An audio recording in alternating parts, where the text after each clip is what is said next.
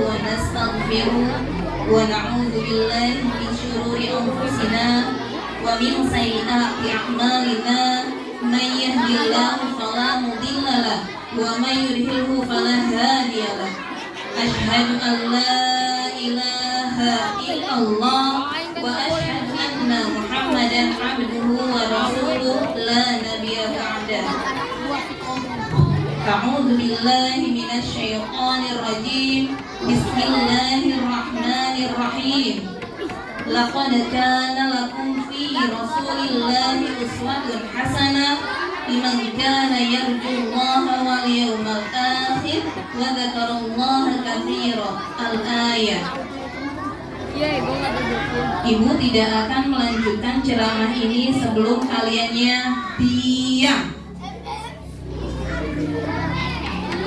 Coba posisikan semuanya, kalian sedang berada di zamannya Rasulullah Sallallahu Alaihi Wasallam.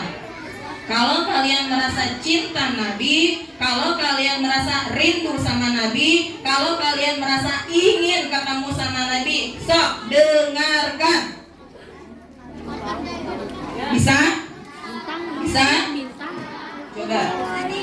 Anak solih-solihah, cinta Rasul, cinta Al-Quran, hidup. Siap? Siap diam? Siap. Ibu Kepala Sekolah SD Negeri Bantar Jati 1 yang saya hormati, Bapak dan Ibu Guru SD Negeri Bantar Jati 1 yang saya hormati, serta anak-anakku yang solih dan solihah. Apa kabar hari ini? Alhamdulillah, luar biasa, Allahu Akbar. Hari ini Ibu akan membahas tentang hikmah Maulid Nabi Muhammad Sallallahu Alaihi Wasallam. Bawa makan kali dia enggak? Bawa makanan apa mak dimakan? Sebenarnya hikmah Nabi Muhammad Sallallahu Alaihi Wasallam itu ada banyak sekali. Tapi di sini Ibu akan merangkum beberapa poin saja. Sudah.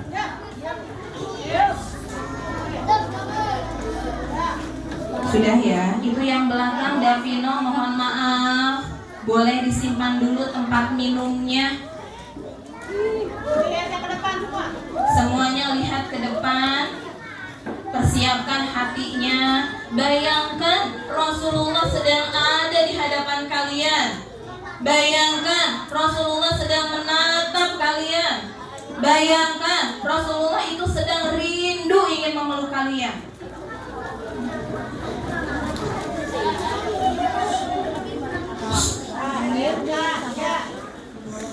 Kembali lagi, hikmah maulid itu ada banyak sekali. Tapi tadi Ibu akan mengambil beberapa poin saja. Yang pertama itu apa? Sebagai sarana kita untuk bisa memperingati hari kelahiran Nabi Muhammad Sallallahu Alaihi Wasallam. Ada yang tahu Nabi Muhammad Sallallahu Alaihi Wasallam itu dilahirkan hari apa? Hari apa? Hari Senin. Ingat, dilahirkan di hari Senin. Tanggal berapa? Tanggal berapa? Tanggal 12. Bulannya bulan apa? Bulannya betul, bulan Hijriah. Bulan Hijriah juga sama kayak tahun Masehi yang jumlahnya ada 12. Kalau Masehi dimulai dari bulan Januari sampai dengan Desember, kalau misalnya bulan Hijriah dimulai dari Muharram sampai dengan Dzulqa'dah. Salah satu bulan di dalamnya ada Rabiul Awal. Nah, Rasulullah dilahirkan pada tanggal 12 Rabiul Awal. Ada yang tahu? Tahunnya tahun apa? Tahun gajah. Tahun gajah, betul. Jadi Nabi Muhammad Sallallahu Alaihi Wasallam itu dilahirkan pada hari Senin, tanggal 12 Rabiul Awal, tahunnya tahun gajah. Mengapa disebut sebagai tahun gajah? Ada yang tahu? Ada yang tahu? Dengarkan.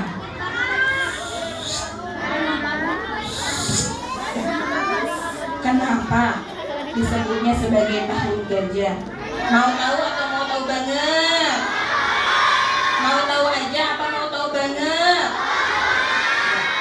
Kenapa disebut sebagai tahun gajah? Karena pada saat hari kelahiran Rasulullah itu bertepatan dengan pasukan bergajah yang dipimpin oleh Raja Abraha yang berasal dari negeri Habasyah. Negeri Habasyah itu di mana?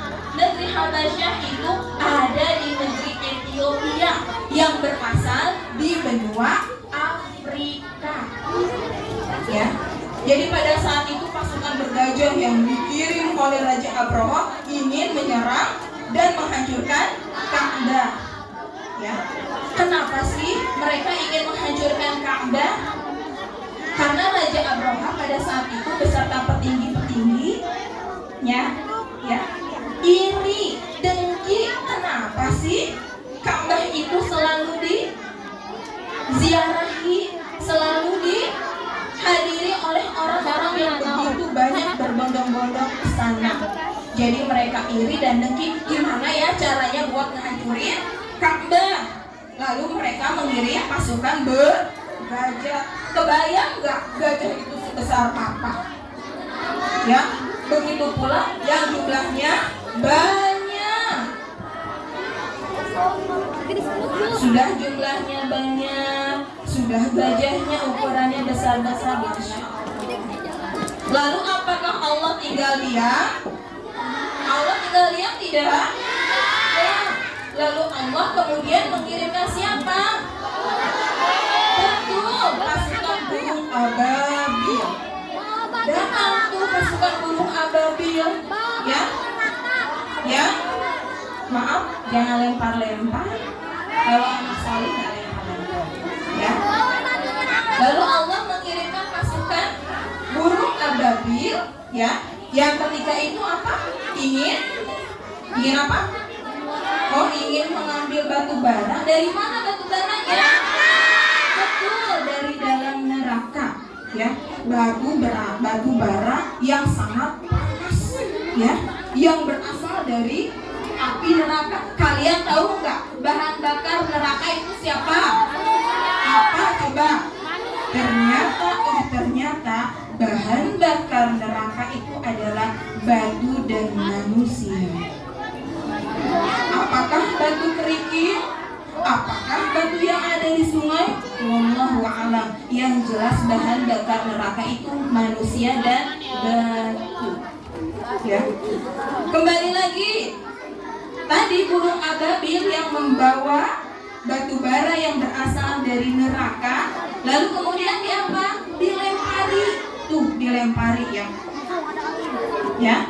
Sehingga apa? Sehingga pasukan bergajah menjadi kalah, betul, dan menjadi mati. Sampai diabadikan dalam surat apa? Ada yang tahu? Al-Fil, betul. Al-Fil itu artinya apa? Pasukan gajah. Coba sok kita baca sama-sama. Ada yang hafal? Ada, coba. Bismillahirrahmanirrahim. Alam tara kaifa fa'ala rabbuka bi ashabil fil. Alam yaj'al kaidahum fi tadlil wa arsala 'alaihim tayran ababil tarmihim bihijaratin min sijil faja'alahum ka'asfin ma'kul. Di ayat yang terakhir dijelaskan, ya, bahwa pasukan bergajah itu seperti daun-daun yang dimakan oleh burung. Ya, ternyata pasukan bergajah menjadi kalah dan akhirannya menjadi mati. Bu, Rasulullah ketika lahir bagaimana? Rasulullah itu ketika lahir sudah dalam keadaan yatim. Yatim itu artinya apa? Sudah tidak memiliki ayah atau bapak. Jadi ketika di dalam kandungan, ya, dalam kandungan ibu yang bernama siapa? Siti Aminah. Jadi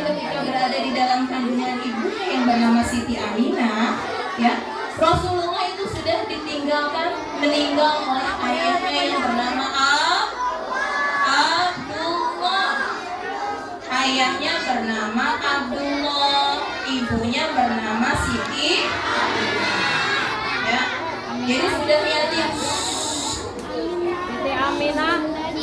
Ya. Jadi ketika dilahirkan sudah dalam keadaan yatim. Ya.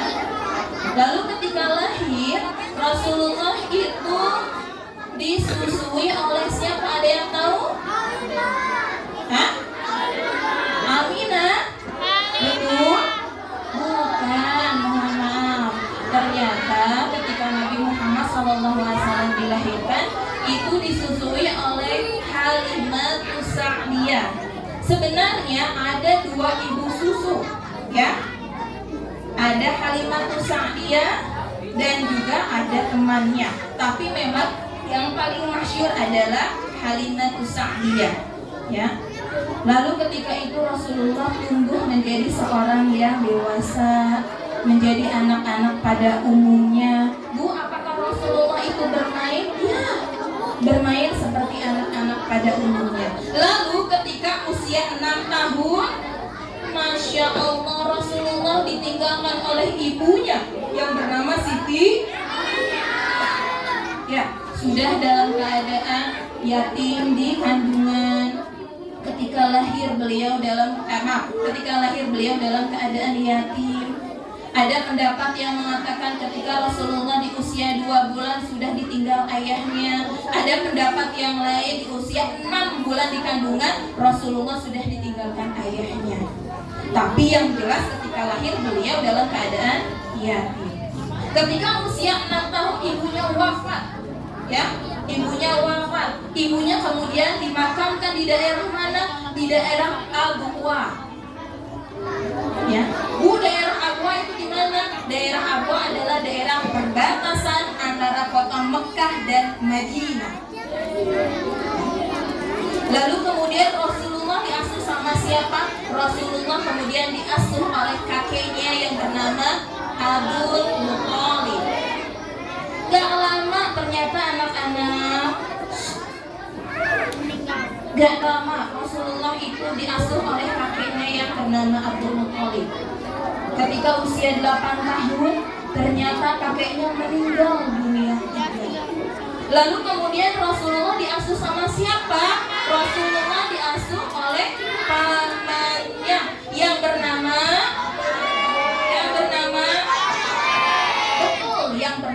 Abu Thalib.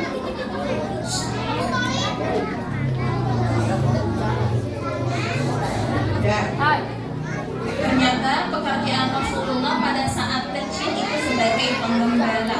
Pengembala apa, Bu? Pengembala kambing. Lalu kemudian pada saat remaja beliau pekerjaannya adalah berdagang.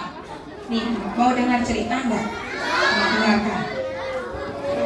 Pada saat Rasulullah diasuh oleh pamannya yang bernama Abu Thalib,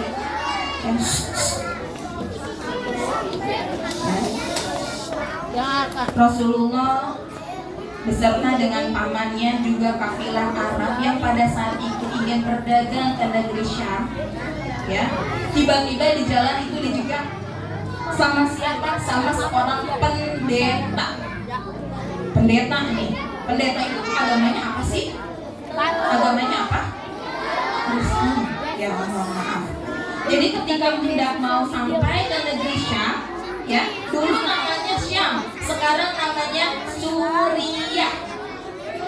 Syam, Syria, lalu sekarang namanya adalah Suriah. Nah itu, ya. Bukan, gak usah hubung-hubungin ke orang tua. Udah. Ya. Lalu ketika di tengah jalan mereka dijegat oleh siapa? Oleh seorang pendeta yang bernama Buhairah. Ditanya tuh, wahai Abu Thalib, hendak kemanakah engkau? Kata Abu Thalib jawab, aku dan keponakanku hendak pergi ke negeri Syam untuk melakukan perdagangan. Lalu kata Buhairah apa? Jangan, kamu jangan ke sana. Kenapa memang? Karena pasti keponakanmu itu tidak akan selamat. Padahal pada saat itu Rasulullah sedang berumur remaja. Tapi pendeta itu sudah bisa melihat tanda-tanda kenabian yang dimiliki oleh Rasulullah. Karena bukannya apa-apa, pada saat Rasulullah masih kecil, ya, di tengah persusuan Halimah, ya, masih balita lah istilahnya kayak gitu. Lalu ketika bermain sama Abdullah, jadi gini, kalau orang-orang Arab itu namanya tidak jauh dari Abdullah, ya. Pasti kalau misalnya, Bu, Abdullah kan nama ayahnya Nabi, enggak juga, ya, gitu.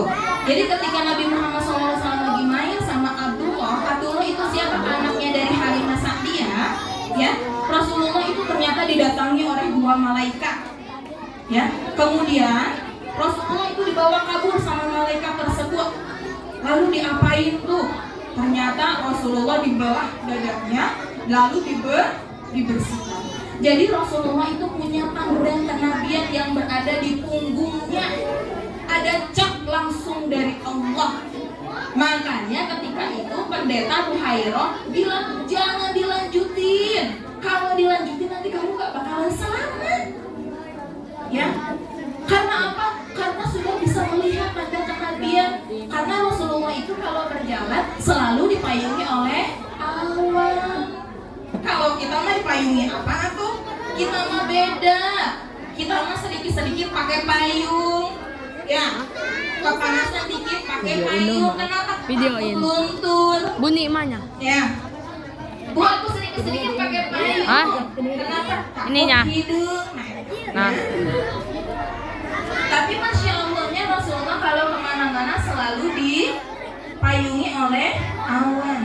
Jadi tadi pendeta Buhairah bilang jangan dilanjutkan, ya.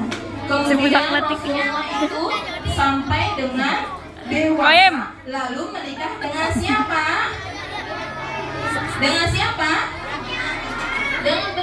Dengan Siti Khadijah. Ketika 25 tahun Rasulullah menikah dengan Siti Khadijah. Ya, ada yang tahu dari hasil pernikahan Rasulullah beserta dengan Siti Khadijah anaknya ada berapa? Ada berapa? Kayak gini. Ada 5 apa ada 7? Ada 7. Coba ada yang hafal? Anak-anak Nabi ada 7 orang. 3 laki-laki, 4 perempuan. Pertama Qasim, Abdullah, Fatimah.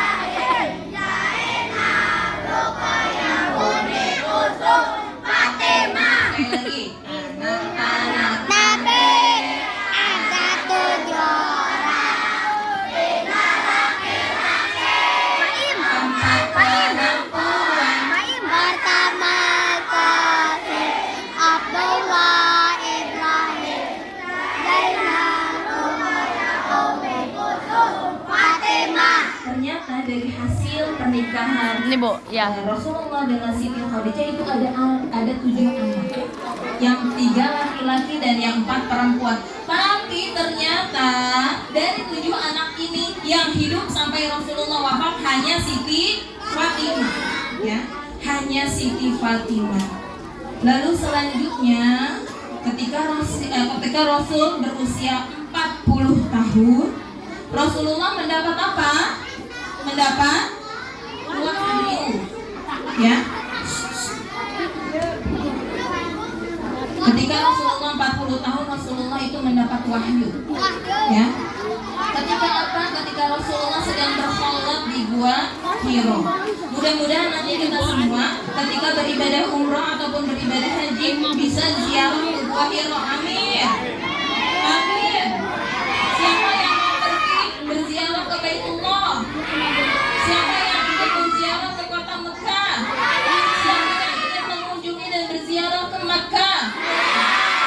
Salah satunya mudah-mudahan bisa berziarah ke mana tadi, ke gua Hiro. Dah. Hei, dengarkan. Bu, mau ziarah sih Bu? Bukan berarti ziarah itu mengunjungi kuburan saja. Ziarah itu artinya apa sih? Mengunjungi. Cuma kalau di Indonesia dipakainya ziarah adalah ziarah ke kuburan. Tapi sebenarnya ziarah itu artinya adalah mengunjungi. Nujum. Jangan main Ya, game. ketika 40 tahun Rasulullah itu mendapatkan wahyu yang pertama. Ya, ketika sedang apa tadi? Ketika sedang berkholwat di gua Hiro. Ibunya lagi Rasulullah ceramah. merenung. Kamu jangan main game. Wahai Dengarkan dan ceramah. Dengarkan ibunya. Gak ada yang tiduran, gak ada yang tiduran.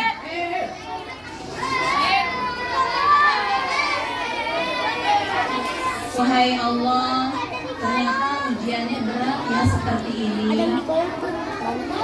Aku sudah mendakwahkan Islam, tapi Dengerin ternyata ceramah kok ngantuk. sedikit banget. Agama ini agama.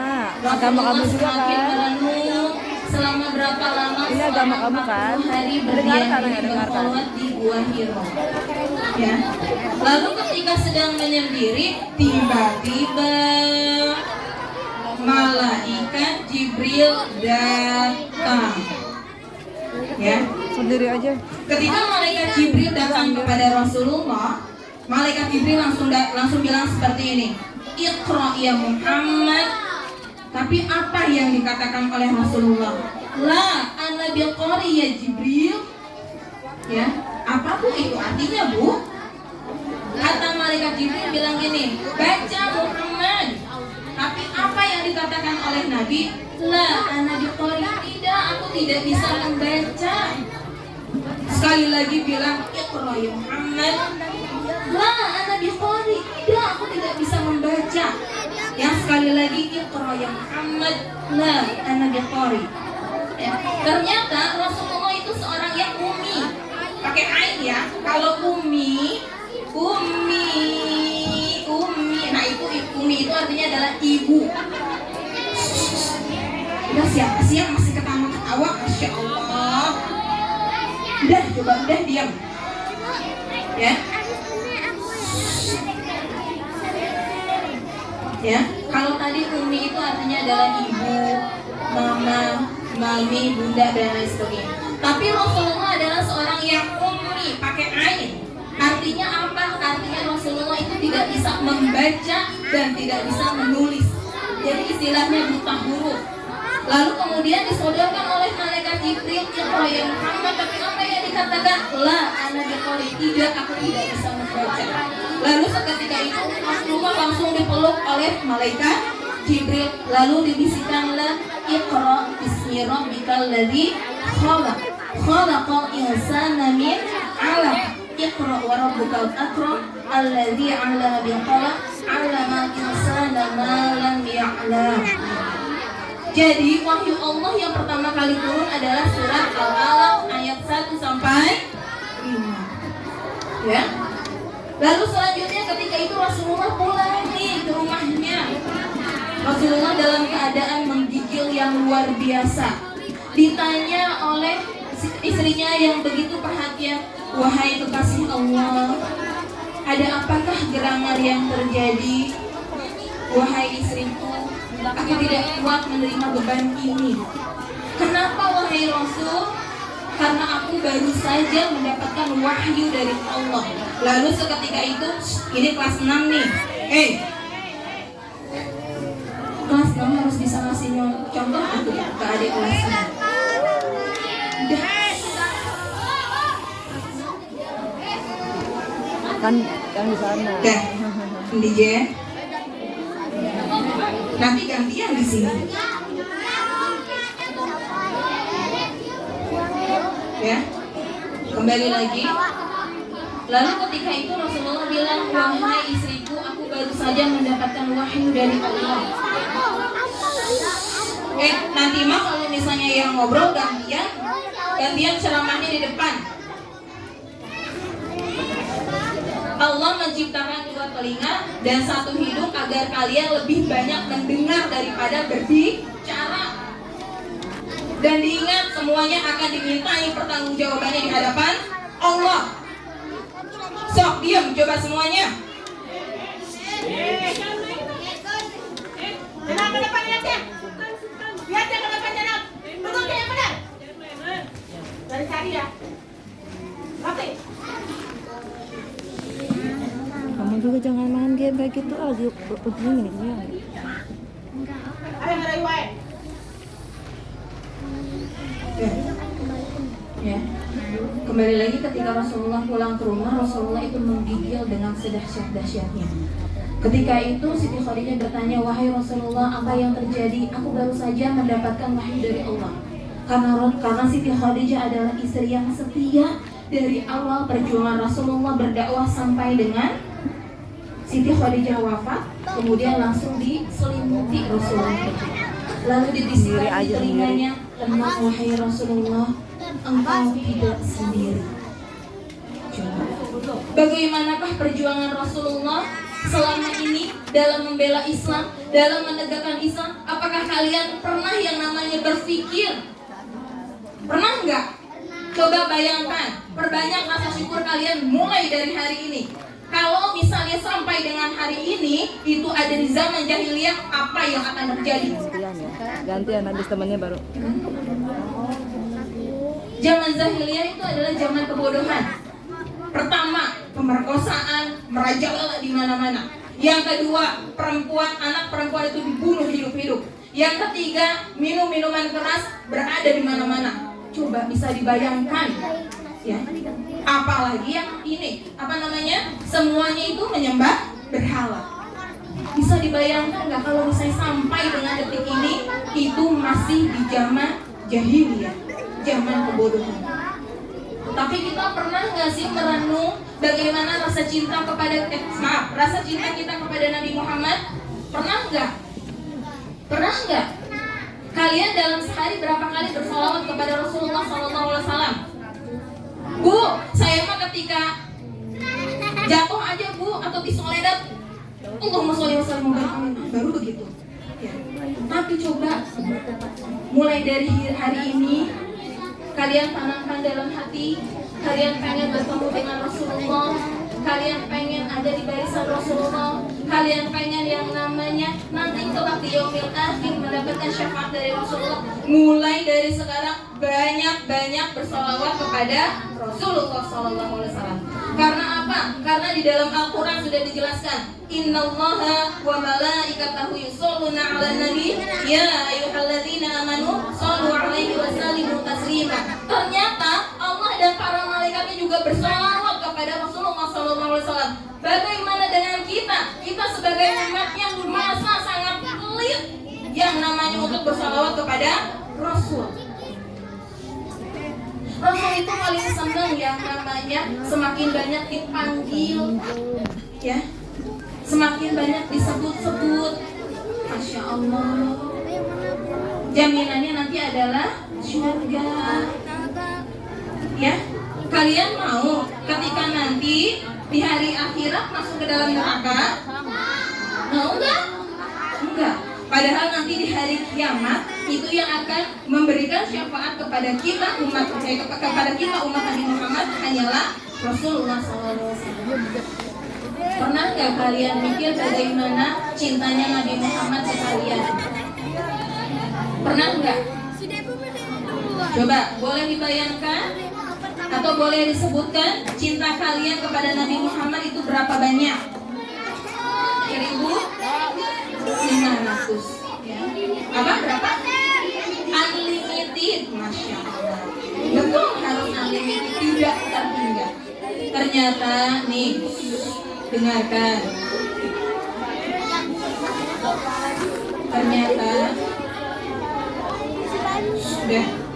Ternyata jauh sebelum kita mencintai Rasulullah itu sudah sangat cinta dan sayang kepada kita.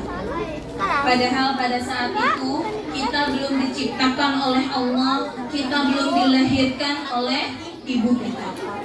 Tapi Rasulullah 1400 tahun yang lalu ketika Rasulullah hendak wafat, yang disebut-sebut adalah kita. Yang disebut-sebut adalah ummati, ummati, ummati. Ketika itu Rasulullah berusia 64 tahun. Rasulullah sudah mengalami detik-detik dari akhir hayatnya, ya. Rasulullah sudah mengalami sakit yang teramat keras, ya. Ketika itu para sahabat bertanya, "Wahai Abu Bakar, kemanakah Rasulullah? Kok udah 5 hari ini kok nggak kelihatan ya ke masjid?" Dikatakan oleh Abu Bakar, saya nggak tahu. Nanya lagi ke Umar, wahai Umar, apakah engkau melihat Rasulullah? Kata Umar, aku nggak tahu. Lalu ke Utsman, Rasulullah kemana ya? Aku nggak tahu. Ke Ali pun bertanya seperti itu. Ya, ternyata Rasulullah itu sudah sakit keras dan detik-detik menjelang akhir hayatnya. Ya, ketika hari H beliau wafat, datang ke malaikat Jibril ditemani oleh malaikat Israil. Tok tok tok. Assalamualaikum ya Rasulullah. Padahal Rasulullah itu sudah tahu yang datang siapa, malaikat Jibril dan malaikat Israil. Hendak apa? Hendak mencabut nyawa dari Rasulullah. Kata Rasulullah, wahai Fatimah anakku, bukakanlah pintunya. Ya. Ketika itu malaikat Jibril dan malaikat Israil ada di samping Rasulullah. Kata Rasulullah, wahai malaikat Israil, tunaikanlah perintahmu yang berasal dari Allah. Lalu malaikat Israil memalingkan wajahnya. Wahai Rasul, aku tidak mampu, aku tidak bisa mencabut nyawa engkau yang teramat mulia akhlaknya. Diingat, Rasulullah itu dari awal dilahirkan sampai dengan ia wafat itu tidak memiliki dosa sama sekali, tidak memiliki kesalahan sama sekali. Dan Rasulullah itu seorang yang maksum. Maksum itu terhindar dan terjaga dari salah dan dosa. Ya. Ketika itu malaikat Israil menunaikan kewajibannya.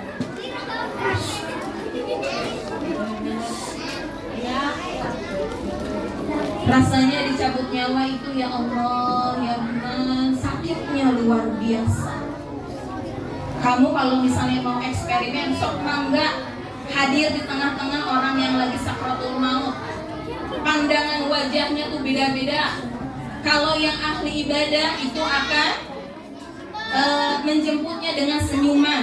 Tapi kalau misalnya yang ahli maksiat, yang ahli pendosa, itu akan menjemputnya dengan ada yang matanya terbelalak, ada yang lidahnya keluar. Ya. Tapi Rasulullah seorang yang maksum, yang terhindar dari dosa dari awal dilahirkan sampai dengan ia wafat. Ketika itu malaikat Israil menunaikan kewajibannya. Sedikit-sedikit dengan penuh kelembutan itu dicabut nyawa Rasulullah. Apa yang Rasulullah katakan? Wahai malaikat Jibril, wahai malaikat Israil, apakah ini yang namanya sakratul maut? Beginikah rasanya?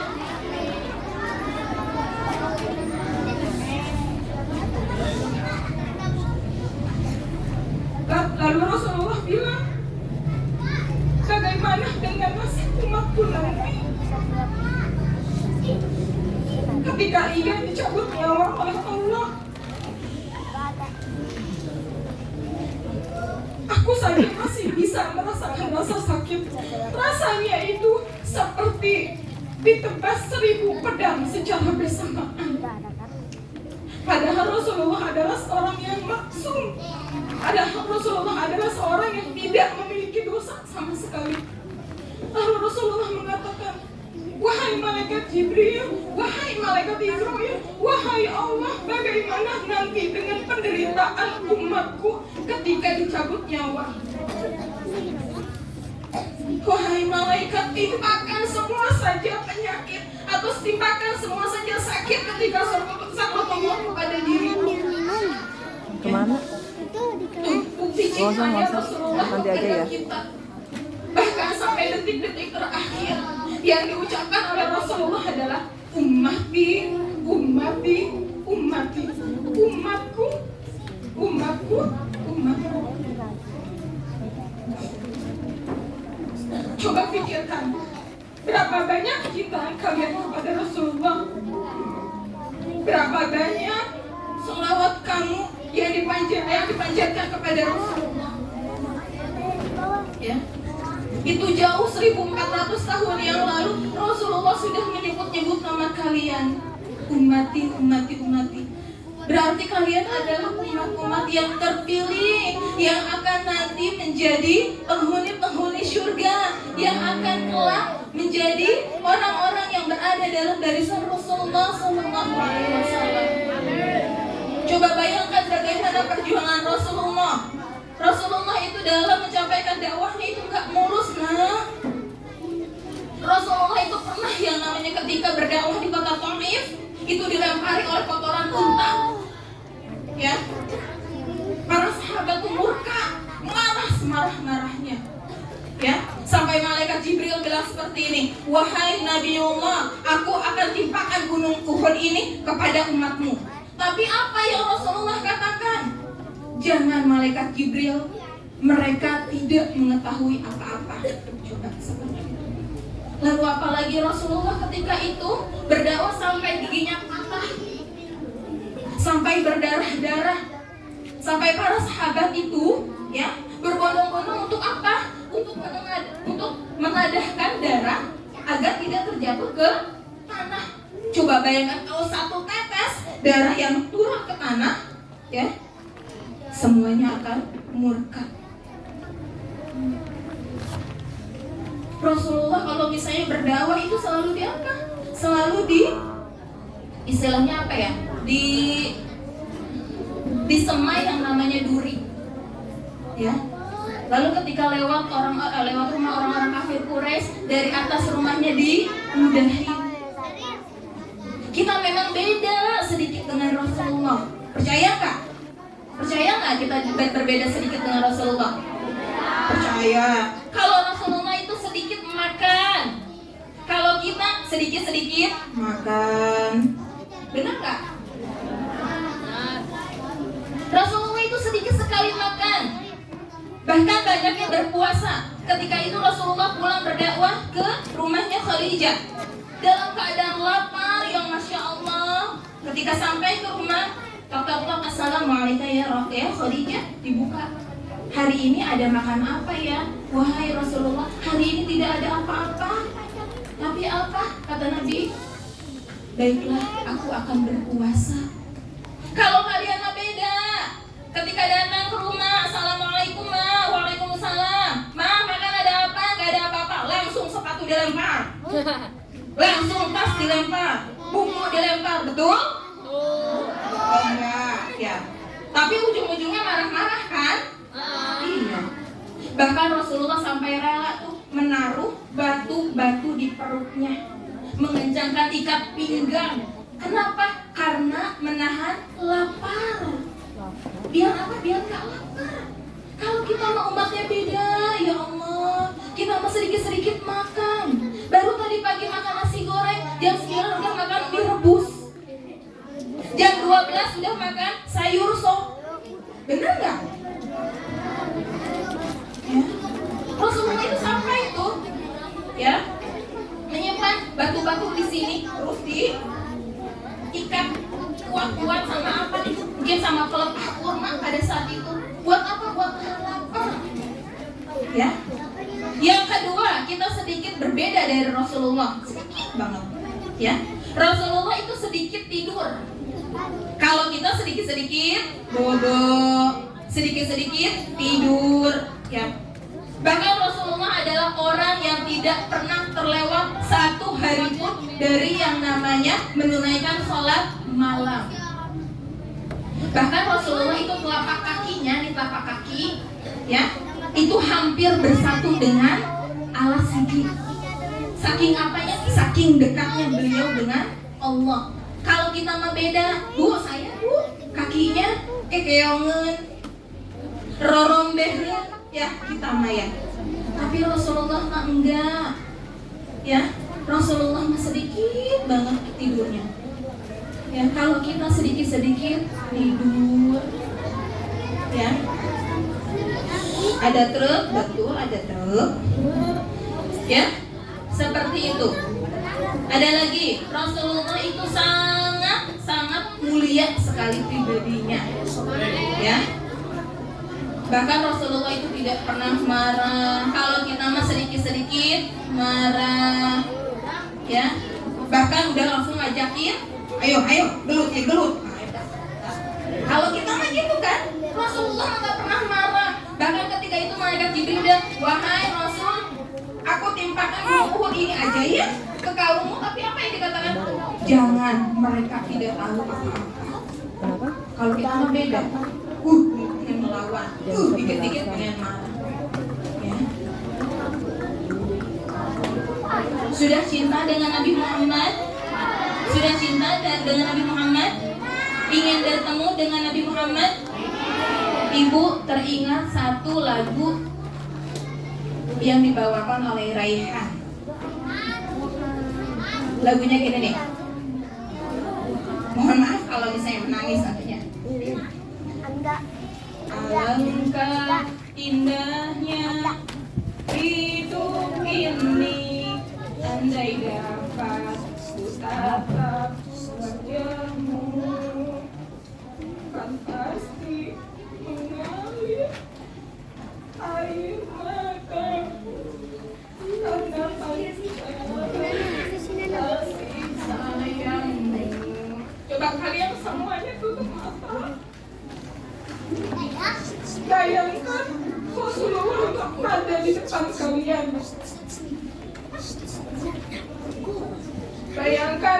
Bayangkan kalian itu sangat rindu dan ingin memeluk dengan sosok yang teramat mulia yaitu Nabi Muhammad SAW. Ya Rasulullah, kami cinta dan rindu kepadamu. Hadirlah Engkau dalam setiap mimpi kami. Izinkanlah kami untuk bisa menatap wajah-Mu. Izinkanlah kami untuk bisa mencium kening-Mu. Izinkanlah kami untuk bisa mencium tangan-Mu. Ya Rasulullah, begitu banyak dosa yang kami lakukan, sehingga kami sampai dengan detik ini belum bisa menjalankan sepenuhnya apa yang disyariatkan oleh Allah. Ya Rasulullah, izinkanlah kami untuk berada di dalam barisan-Mu kelak di yaumil akhir. Wahai Rasulullah, kami sangat cinta, kami sangat rindu, kami teramat cinta, kami teramat rindu kepadamu, wahai Nabiullah. Alangkah indahnya hidup ini, andai dapat ku tatap wajah-Mu, kan pasti mengalir air mataku karena pancaran kesederhanaanmu. Alangkah indahnya hidup ini, andai dapat kecup kening-Mu. Tiada kata yang dapat aku ucapkan karena pancaran sinaran-Mu. Ya Rasulullah, ya Habibullah, terimalah kami sebagai umat-Mu. Ya Rasulullah, ya Habibullah, kami rindu padamu. Allahumma sholli ala Muhammad, ya Rabbi sholli alaihi wasallim. Yuk semuanya, Allahumma sholli ala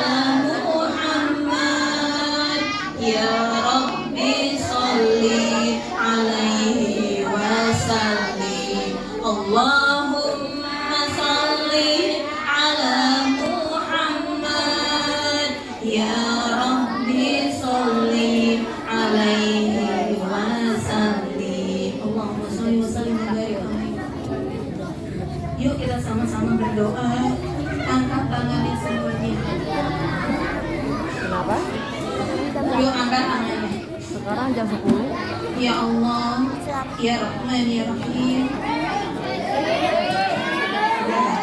Amin, amin, amin.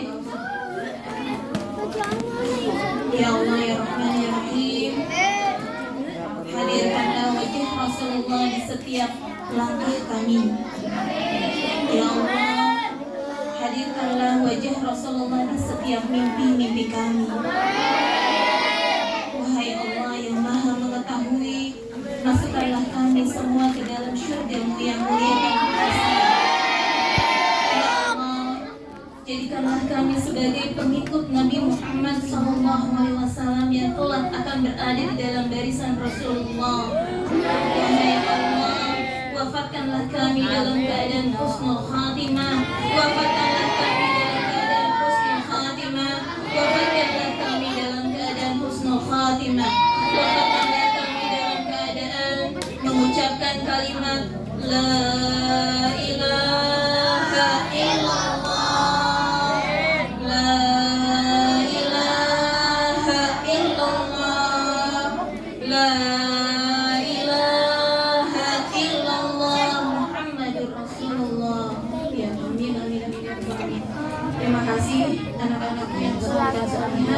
Semoga selepas ini kita semakin bertambah rasa cintanya kepada Nabi Muhammad SAW, semakin bertambah rasa syukurnya kepada Allah atas apa? Atas indahnya nikmat Islam yang bisa kita rasakan. Kurang lebihnya mohon maaf. Wabillahi taufiq wal hidayah. Wassalamualaikum warahmatullahi wabarakatuh.